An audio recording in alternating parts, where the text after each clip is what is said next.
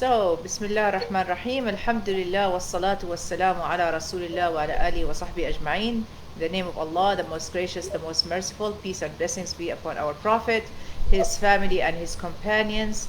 Assalamu alaikum wa rahmatullahi wa barakatuh. Peace be upon you all. We have today Brother Cleon, who is going to be talking about his story of Islam and how he came to Islam, inshallah. He's been a Muslim for over 10 years, doing a lot of da'wah, mashallah, and he lives, I think you said you live in Saudi Arabia, right? I was wrong when I said yesterday that you live in Kuwait.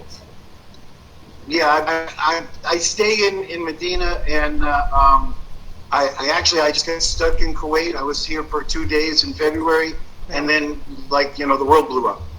Oh, sorry about that. So tell us, brother, alhamdulillah. I'm sure that there is a reason for that. Allah subhanahu wa ta'ala make things happen for a reason. So alhamdulillah rabbil alameen. So tell us, brother, before we jump to our present time, tell us about your life before Islam, how it was. Well, I grew up as a Christian. I went to Christian school. I think maybe it was like the 5th grade. I remember we were doing like a Bible study, and the teacher had me read, and I remember there was a line where Jesus says, "I'm the Son of Man."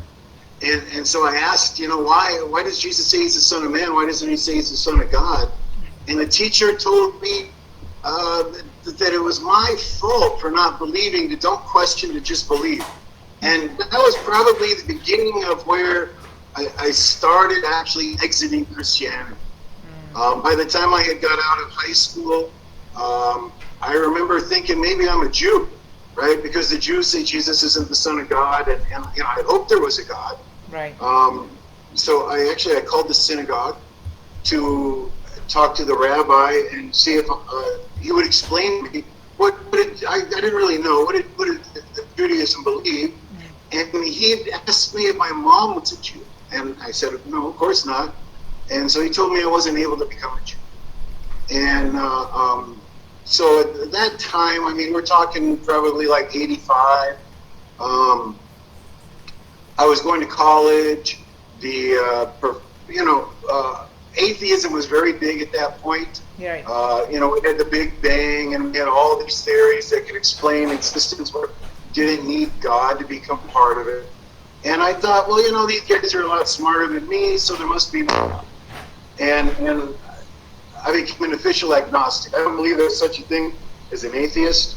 I think it was Christopher Hitchens, when he got cancer and was going to die, he said, I can't pray to God for healing because I would feel too much like a hypocrite. But if you believe, go ahead and pray for me. So he still questioned if God existed. And I think this is the way all atheists are, because how can you know? You just assume probably not, right? That's the way I felt. At that point, I lived my life like there were no consequences, right? It was all about now, feeling good now, immediate gratification. And I lived that way until I was 42. Grew up in California, moved to Minnesota, became Muslim in Minnesota. And, I don't want to go into all of my sins, but there were a lot. I could probably tick off practically every box on the list of sins that people do. So, but, I felt like I was not a really bad person, although I did do a lot of bad things. I tried to pretend like I lived by the golden rule, where you do unto others as you want them to do unto you. And I did that as long as it didn't interfere with what I wanted. Of course, what I wanted took precedence to the golden rule. Subhanallah. So, what made you to be interested about Islam? What is the also turning point for you to become a Muslim? Well, actually, when I look back, I can see that, Allah subhanahu wa ta'ala had sent a few, fishing expeditions, opportunities for me to learn about Islam.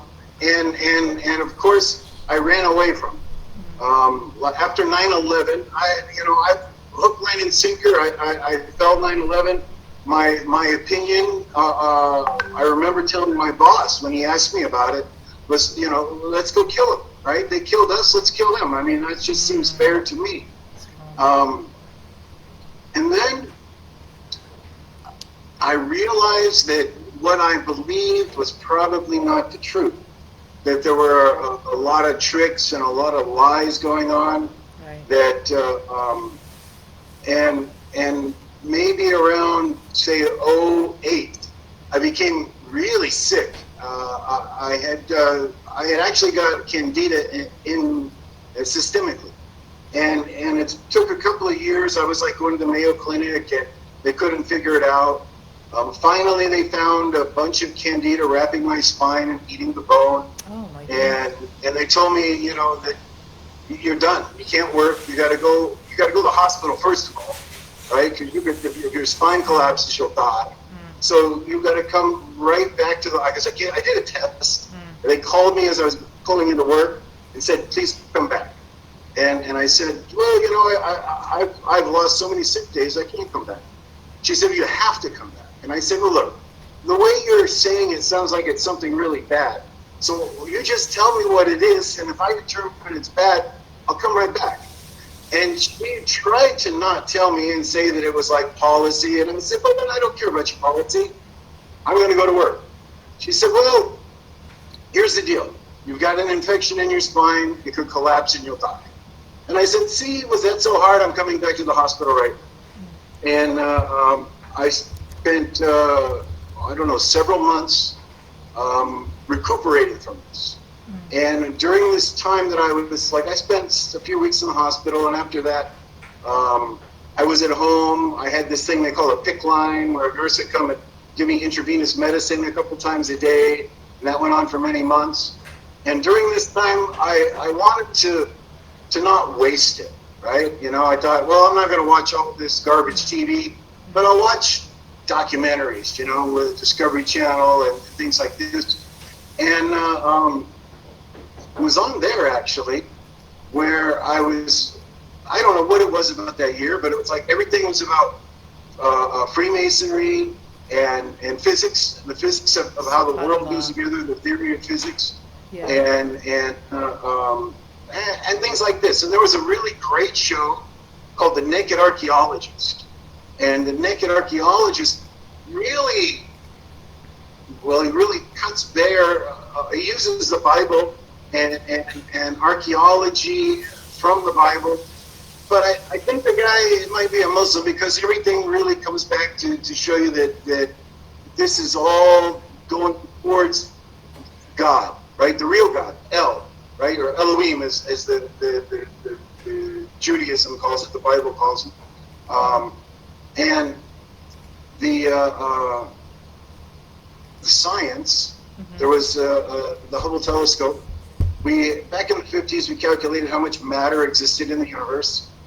And we decided, based on that calculation, the scientists, that the universe is slowing down, and eventually it'll stop and it'll come back together. We'll have like a big crunch. And then the Hubble telescope took a look, and it turns out the universe is speeding apart faster than ever. It's not slowing down. It's actually it's accelerating. That's correct. Yeah. What they said is we got to change the model. And the show that I saw that day basically said, it wasn't exact, but basically the percentage was 30% is the matter we see, 70% is what we do not see. And at the same time, the theory of physics, right? Combining quantum physics and what I call like Einstein physics, right? Stuff bigger than an atom, stuff smaller than an atom. They would never go together. When you tried to combine these kinds of physics, the answer always invariably ended up being infinity to the infinity power, which, mathematically means zero. They decided they needed to play with the model, and they added dimensions. So when everything fit together kind of like a glove, physics, right? They had 10 dimensions of real space and 1 dimension of time. And I happened to be watching these shows. It might even have been back to back, because I realized that, well, height, width, and length, that's 30% of the 10 dimensions. And the Hubble telescope is telling us, you know, the matter that we see is 30%.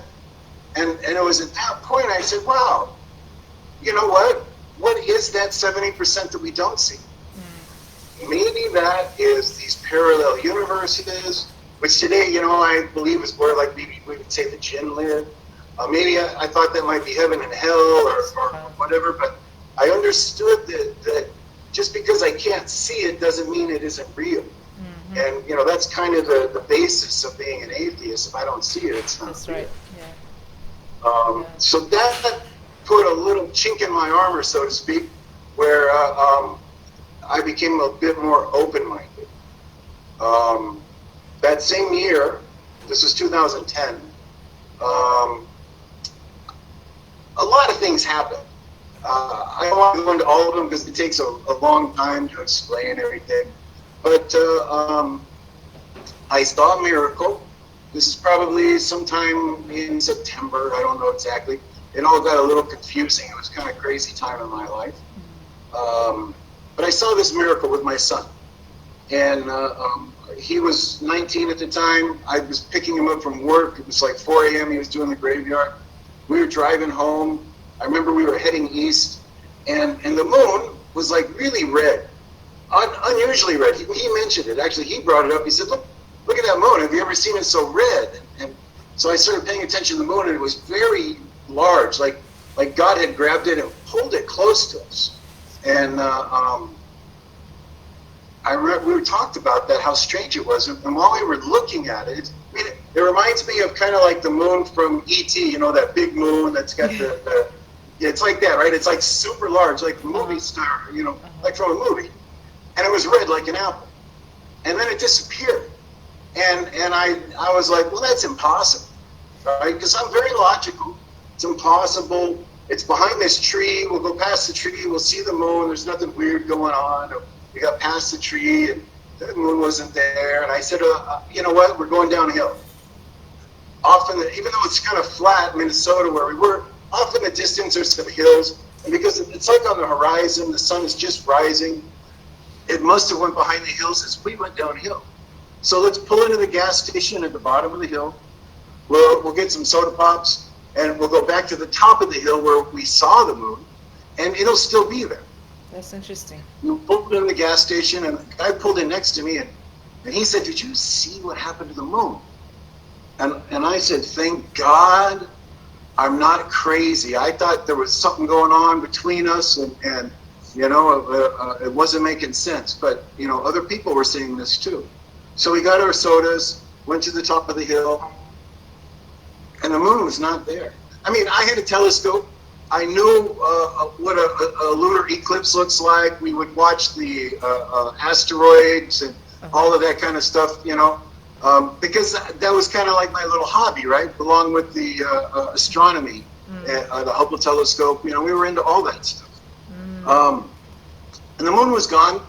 But, you know, my son and I, we were talking about, you know, how's his life going and his girlfriend and this and that and work. And it wasn't really that big of a deal at that moment. And then I looked up and, you know, like it was at 0 degrees to start with. And then it was at like, I don't know, 11 to 13 degrees off the horizon. And it was a little smaller and it was yellow, like the color of a lemon. I mean, it was like somebody took a magic marker and colored it yellow. And I thought, oh my God, this is a sign. Right. This is a sign of a natural disaster. The reason that the moon had disappeared was an asteroid went between us and the moon. And this is the dust of the asteroid making it turn yellow, because it's the only thing that logically makes any sense. While I'm looking at the moon, maybe 10 minutes go by, and while I'm looking at it, kind of like I'm looking at you here on the screen, it's like I blink, and the moon is gone again. And so now, of course, we're like, oh no, this is happening again. What is really going on here? And in a little while, I looked up and there it was again, and it was white, and it was small. And I mean, if you've ever actually done it, if you close one eye and put your thumb all the way out there, your thumb will cover the moon. It's really small in the sky. and it was normal size. You could block it with your thumb again. But I realized at that moment that it's impossible to have a double eclipse, right? The moon is not on a pendulum swinging back and forth in the Earth's shadow. And even when it is in the Earth's shadow, you can still see it. It doesn't actually disappear from sight. And so I knew that that meant what I saw was a miracle, that only God could do that. And so it was actually at that moment that I became a believer in God. Now, I didn't know who God was. I just knew that he existed, right? Mm-hmm. God Almighty, I called him at that point.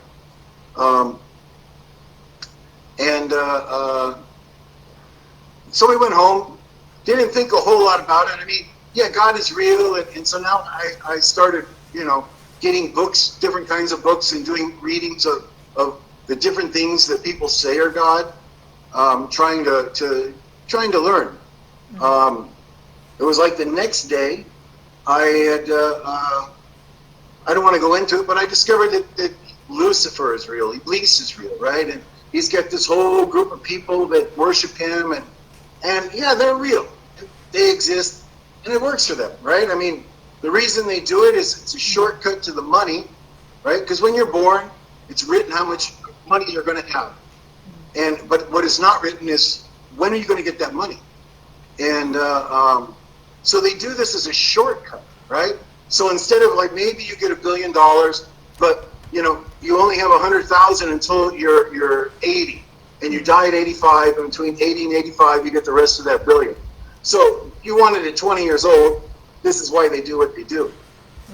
Okay, I get it. But for me, what I understood is that if God is real and Satan is real, that's right, that would mean that heaven and hell are real. And how is this? I'm sorry. And how is this related to Freemasonry? When you said that you were actually interested in that. That's a discussion for another time. Okay. That'll get us on a tangent, and this story here is long enough as it is. Okay. Inshallah. So let's just work through this. No problem. Yeah, that's fine. Okay. Inshallah. Yeah. So I understood that heaven and hell are real. Mm-hmm. Okay. Mm-hmm. And out of this whole thing, the only thing that I knew is I don't want to go to hell. Right? I mean, I know that hell is supposed to be some really bad place. I know what the Bible says. And I know that it doesn't sound good, this lake of fire kind of a thing. Mm. I don't want to go there. Mm. So at that point, I figured I better figure out who God really is. I had read this book. It was called Morals and Dogma. It was written by this gentleman that was the head of the Freemasons back in the 1850s or something like that.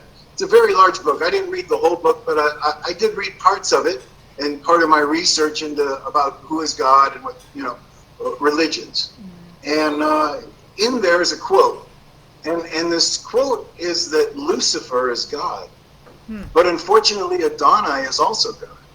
And I know who Lucifer is, right? Lucifer is Iblis, right? But I thought, well, I don't know who this Adonai is. I've never heard of him before. So maybe that's God.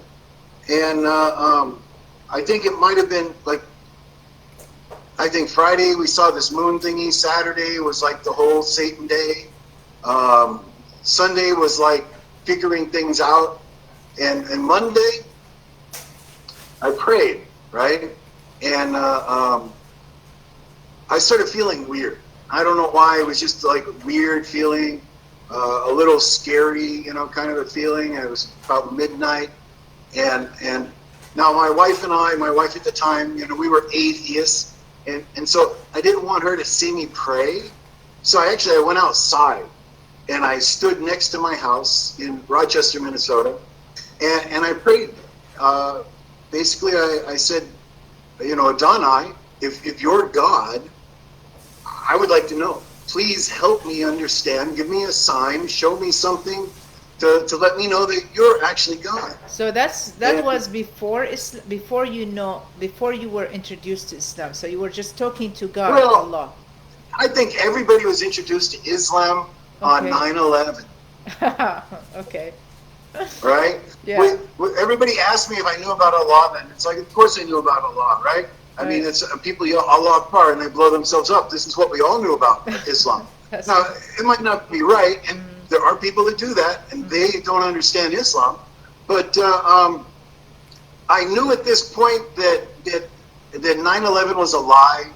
I knew that I did not believe the story. I didn't believe that these, hillbilly Muslims from a cave in Afghanistan hijacked these planes and pulled off this amazing event, that there was some other kind of a collusion going on. I don't know the whole details of it, but I think that architects and engineers for 9/11 Truth, I look at this, right? I look at the places that are doing the science and the logic of the event, and let's study it and answer the questions that way.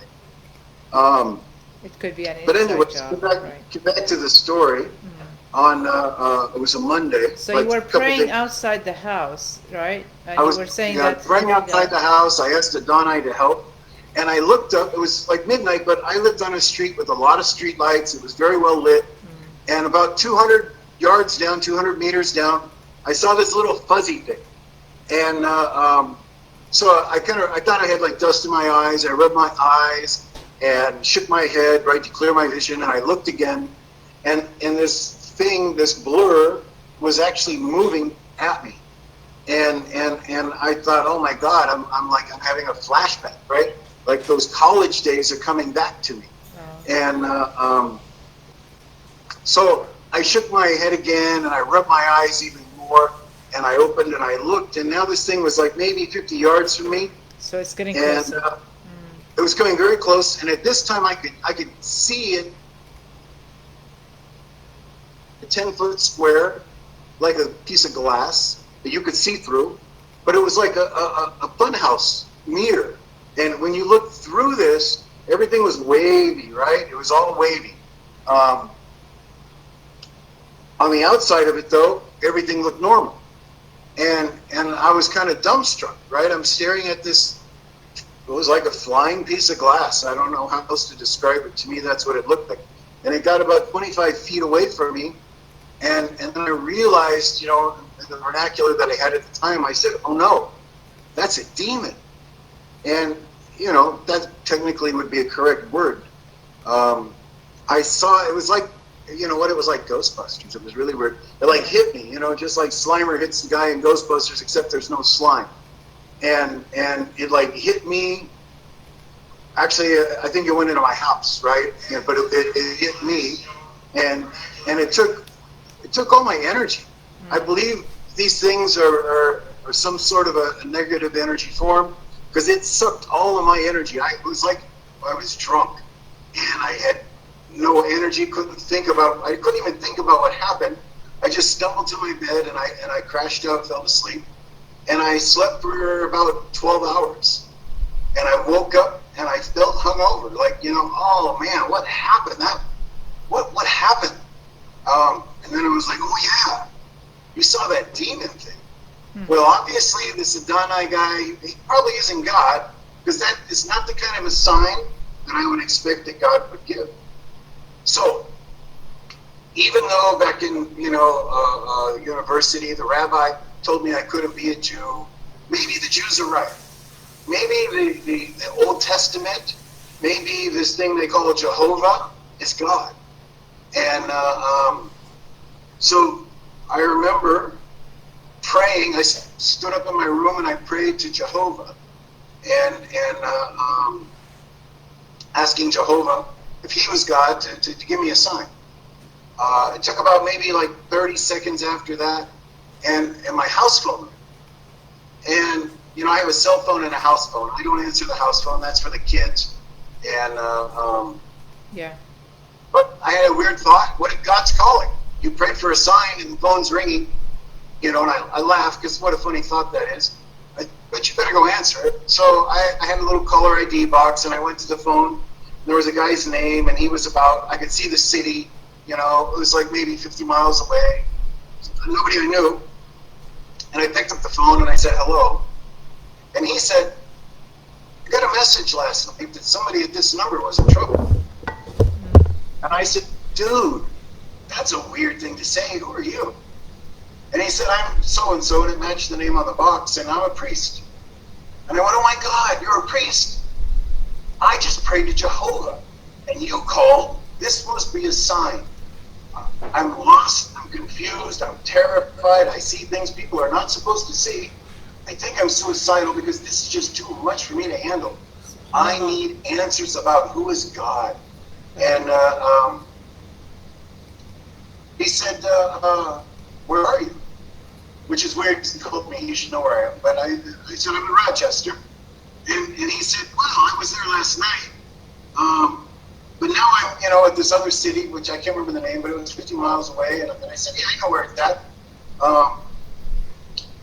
I can be there in a half hour. Just give me 10 minutes, answer 5 questions about God for me. That's all I need. I need to understand who is God. And he wouldn't let me come. He said, I can't right now. We're busy. I said, okay, how about tomorrow? Nah, he was busy. It was like 10 days later, he said, okay, we made an appointment. And I hung up the phone happy, thinking, okay, in 10 days, I got to find out who God is. So I'm quite happy. And then I said, whoa, let's wait a second here. This is a really odd conversation. Let's think about it. What did you tell this guy? You told this guy that you think you're suicidal.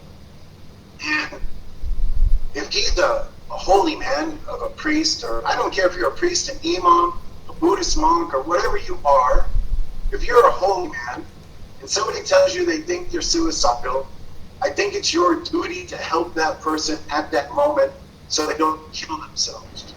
And he was not willing to do that. And I thought, well, that's weird. What did he say? He said, I was in your city last night. I said, oh, yeah, okay. What happened last night? And it's like, oh, yeah, you saw that demon. So somehow this guy and that demon, I realized we're connected. And when that demon went into my house, in a weird way, I guess he got my phone number. I don't really know. I don't understand that kind of stuff. But this guy called after I prayed to call him. And I thought, well, that's not God, right? That can't be the creator. Because God would not terrify you like that. That's right. And I thought, well, the only thing left that I thought could possibly be God was Allah. But that programming, the propaganda from the news and from your family and everything, even though I knew that the Muslims were not the people that were guilty of 9/11, I was still afraid to pray to Allah. Because, like my uncle who was a preacher told me that Allah is the moon god, right? And I thought, well, I might have just prayed to Satan in disguise a couple of times. I don't want to do it again. Maybe 3 times a charm and boom, you go to hell. So I was afraid to pray. And I didn't pray. And I became depressed. It's very strange. I started becoming depressed almost, within hours, a very severe depression, right? That was like Tuesday at noon. By Tuesday night, I was so depressed, I just couldn't leave my room. Wednesday, I couldn't get out of my bed. I just felt so depressed, laid in bed all day. By the end of Wednesday, I was crying.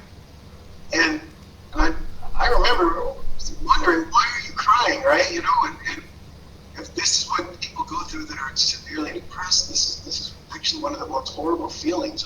I really, my heart goes out to them.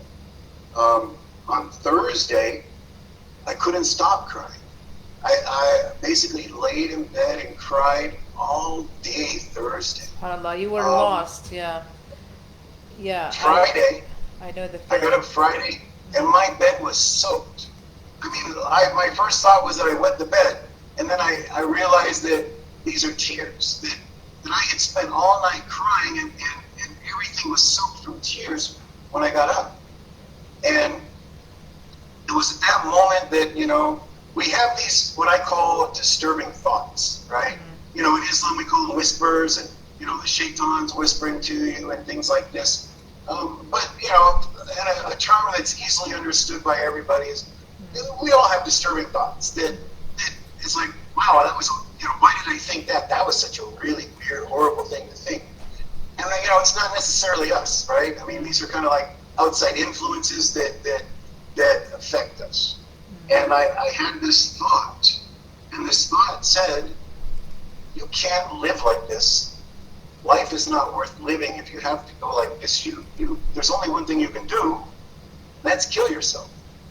And I thought myself, I did think, that's right?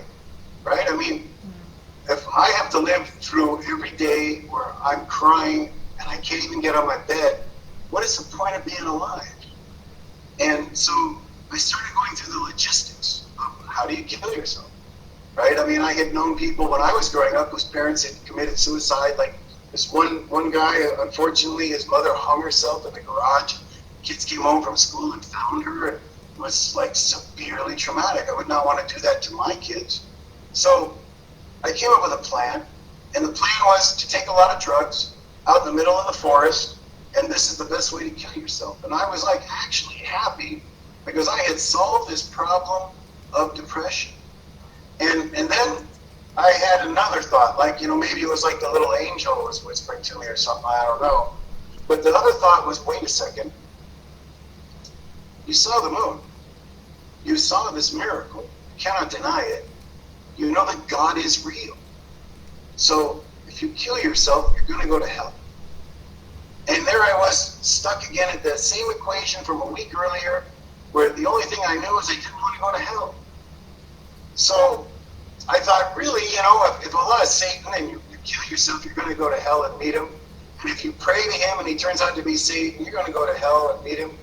What do you got to lose? You might as well pray. Maybe there's some more tricks being played that you're not aware of. And so I remember it was a Friday. It was 10 a.m. And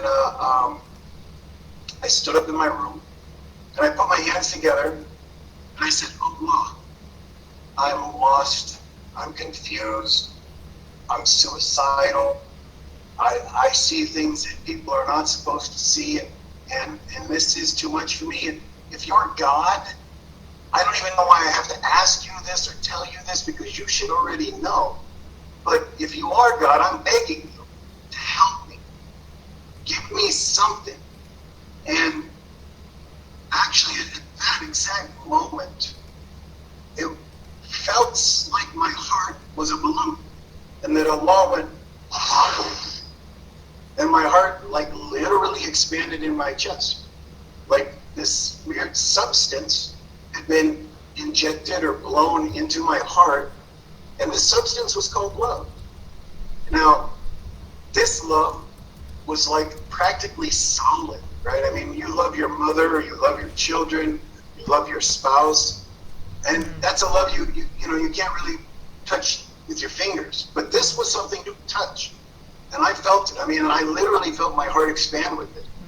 And it was like a star being born. It's kind of like, I think of it like, and it leaked in a weird way. I don't know how to explain it except to say it leaked out of my heart.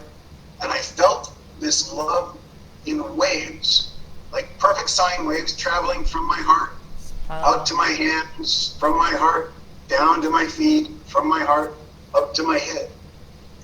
And my body was like encompassed in these waves of love, except for my heart. It was still like this bright star. And I remember laughing because I said, it's not your head, it's your heart, right? Part of the story we skipped over was meditation practices. And, somebody I knew had told me that our pineal gland is like our cell phone to God. And I believed it. And I realized that that's not true.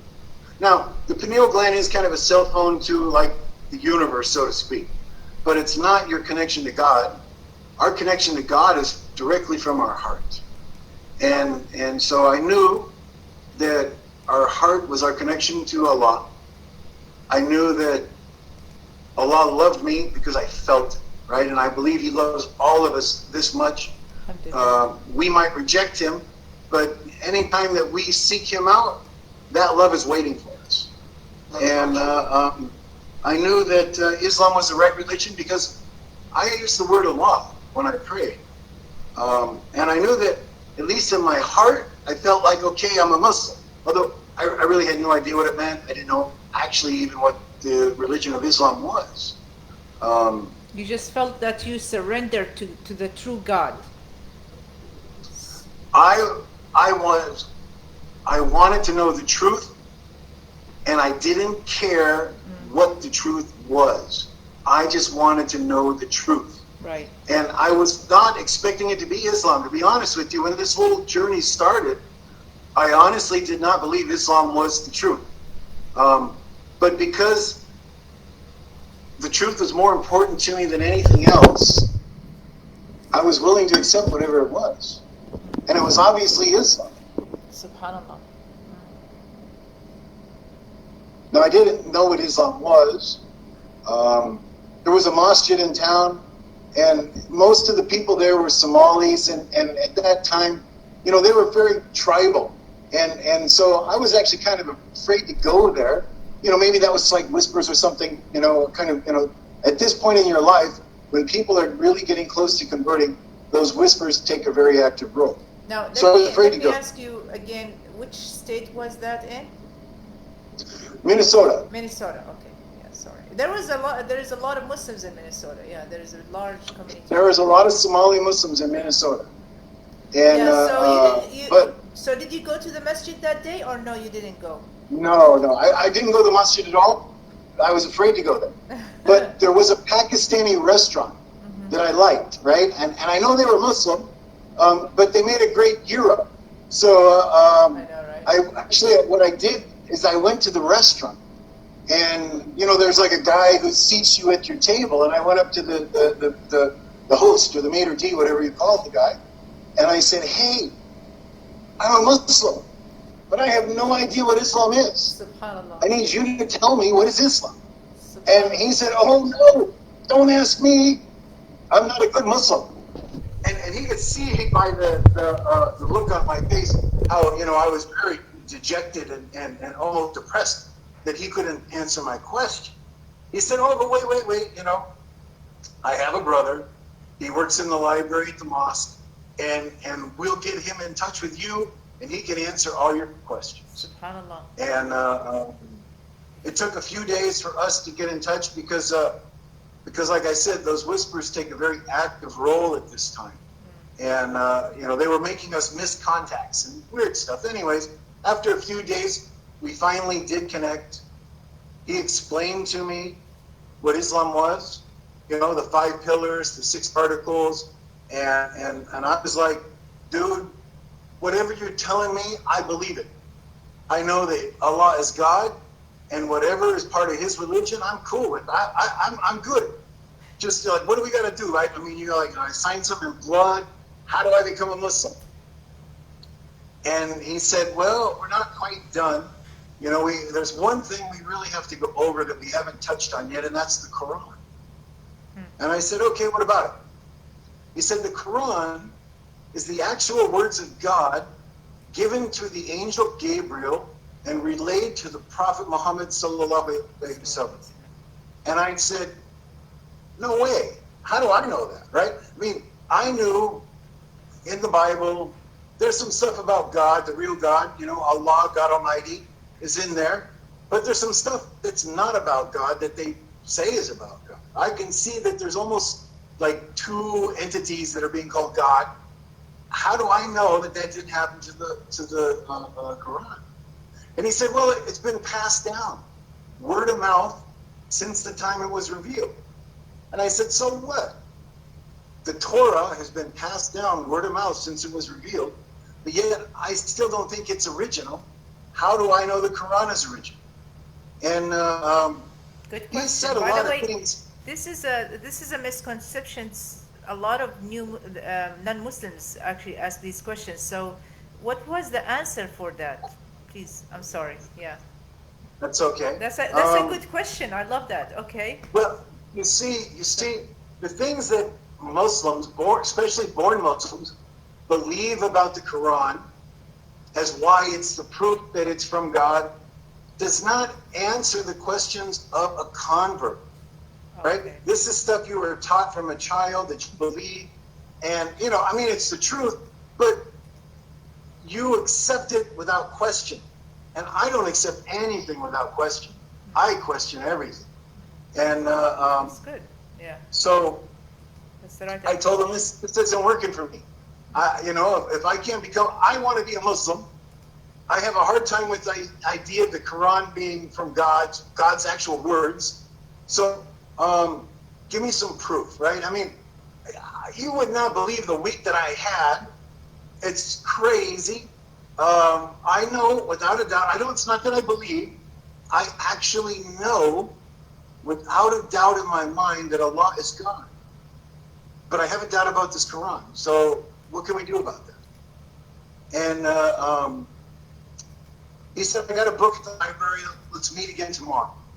The book that he brought was called, I think it's A Brief Understanding of Islam. Right? It's got like on the cover, it's got like the world, right? The blue marble kind of the earth, and like a little Quran, like a satellite flying around it. I remember that from the cover. And this book really talks about the scientific signs that you find in the Quran. Yeah. Right? Yeah. For me, the thing that did it was the development stages of the human embryo.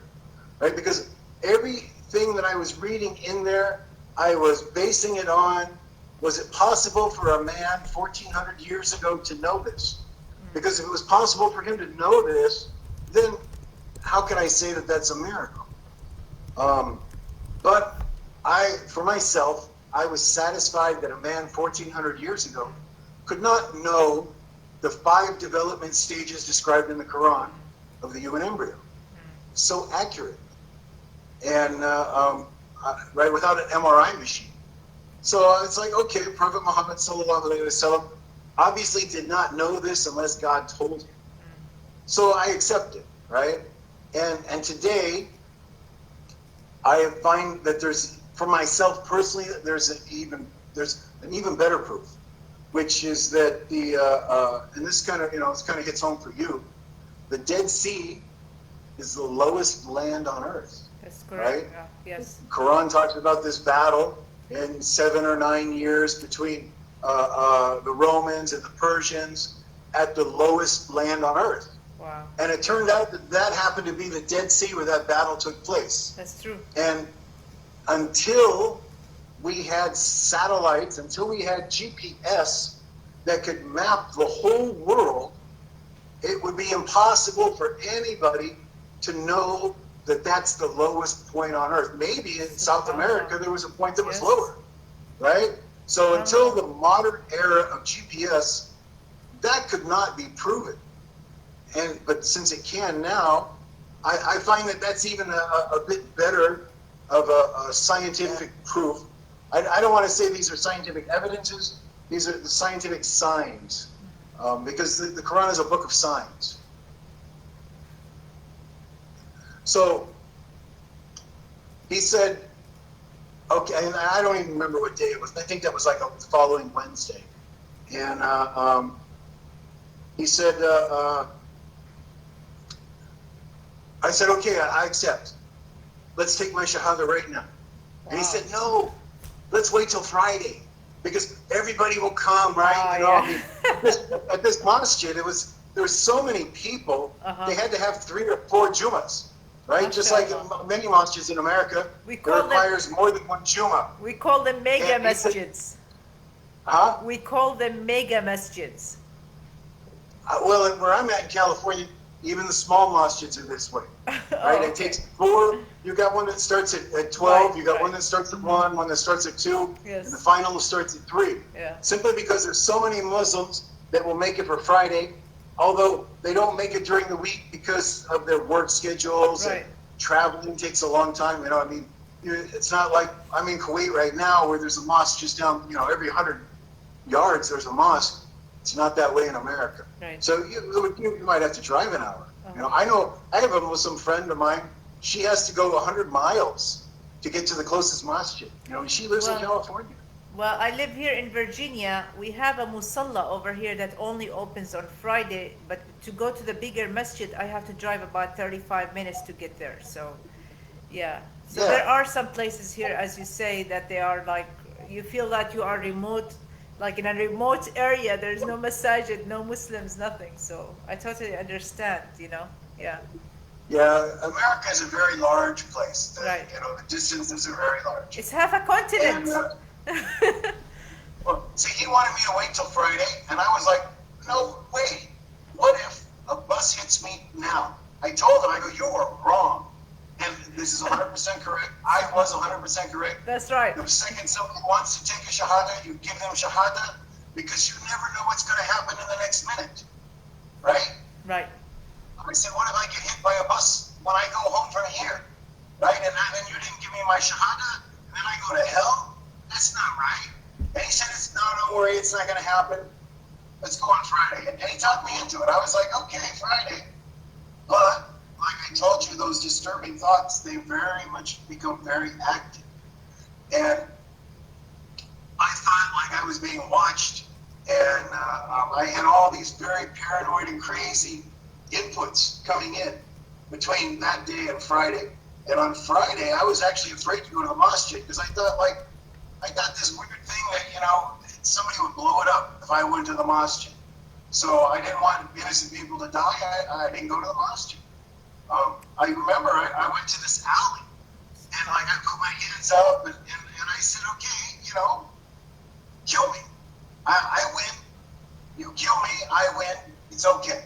But don't hurt anybody else. And you know what happened? Do you know what happened? What happened? Nothing. Because it's crazy thoughts. That's what these demons, these jinn, they put these crazy thoughts in your head. Nothing happened. Of course, it's an insane thing to do.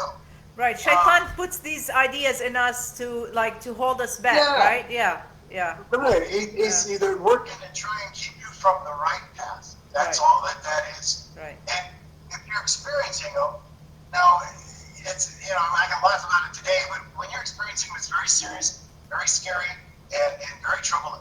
And it's very important that these people that are experiencing these or suffering from this accept Islam and start learning the Quran, start listening to the Quran, because these, you know, and start doing this ignorant, because these are the things that clean these disturbing thoughts off of us. SubhanAllah.